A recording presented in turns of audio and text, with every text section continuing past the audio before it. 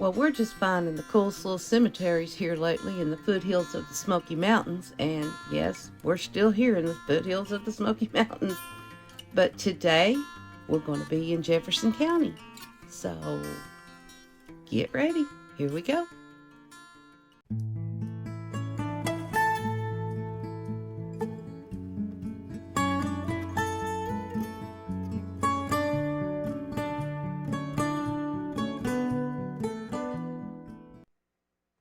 Hello again. Welcome all new subscribers and especially our old subscribers. We appreciate your dedication to this channel.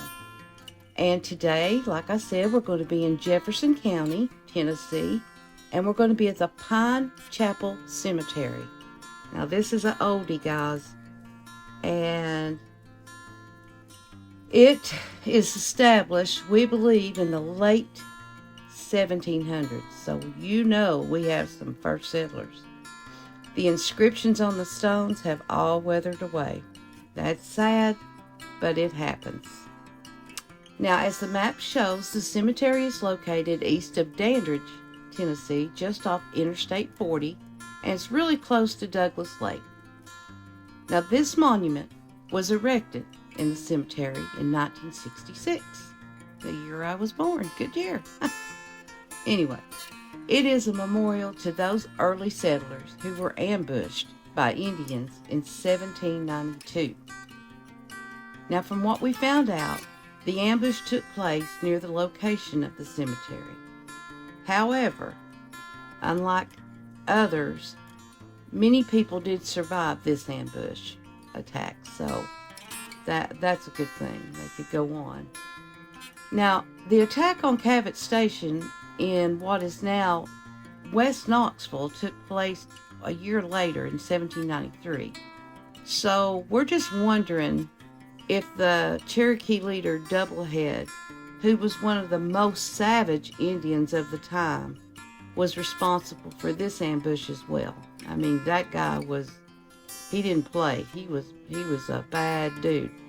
If you'll remember, we did a video on the attack of Cabot Station a few years ago.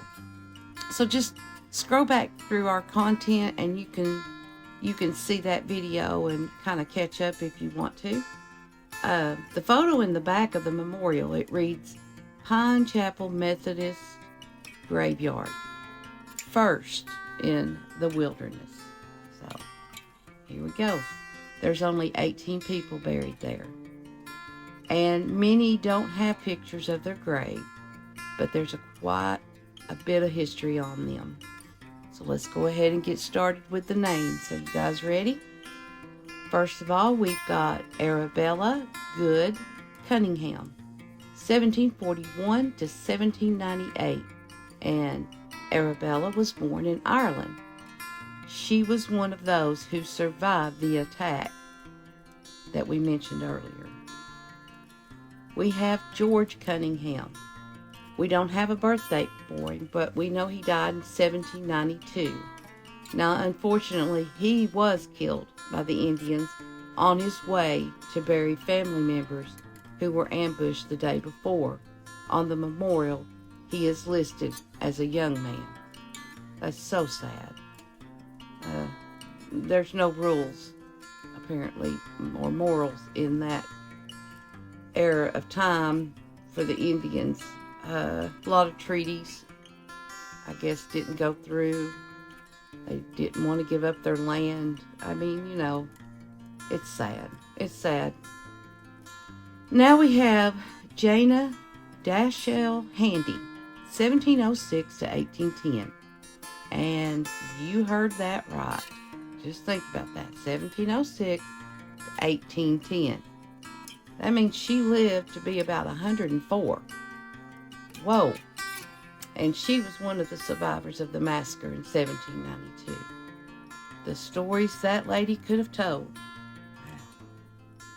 Then we have John Lewis, 1784 to 1792. And he was one of the fatalities of the massacre. And next, we possibly have his cousin, Polly Lewis.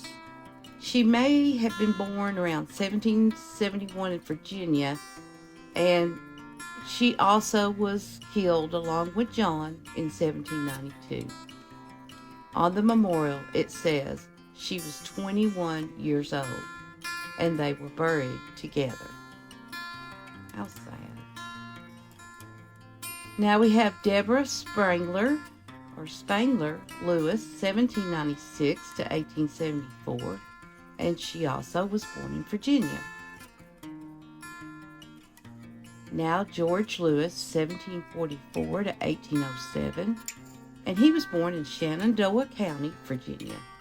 He settled in Tennessee with his family prior to statehood now in 1796. Now is Charlotte Cunningham Turnley. They called her Lottie, 1770 to 1834, and her maiden name was spelled differently than usual.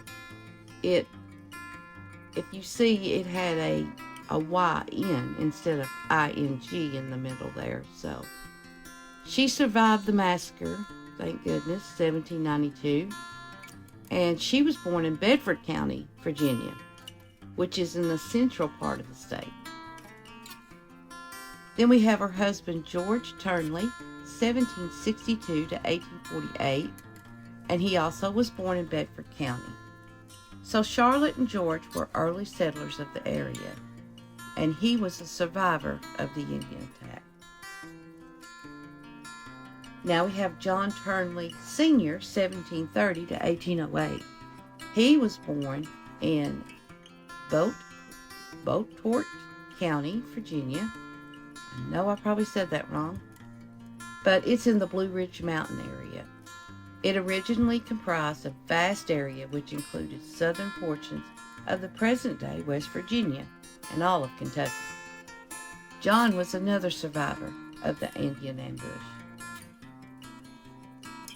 Now we have John Cunningham Turnley, 1792 to 1871, and according to the monument, he was a survivor of the massacre also. So he had been an infant when it happened. He was also a veteran of the War of 1812. He served as a local sheriff and a lawyer. He was an officer in the secession election of 1861 when the southern states voted to leave the Union, leading to the Civil War. John died at 79 from blood poisoning as a result of an injury when his ankle was crushed 13 days earlier in a wooden barge accident on the French Broad River. That's sad. He went through all of that, and then just by injury to his ankle, it set up blood poisoning. Wow. Let's move on. We got Mary Henley Turnley, 1735 to 1829. She, along with her husband, John Turnley Sr., that we looked at earlier, moved to this area around 1783.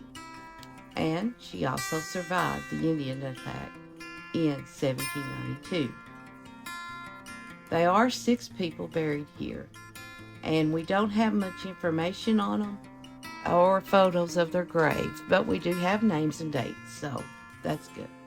We have Aaron Lewis, 1777 to 1829, Gabriel Lewis, 1785 to 1841, Eliza Jane Turnley, 1794 to 1836, Greenberry Madison Turnley, 1810 to 1831.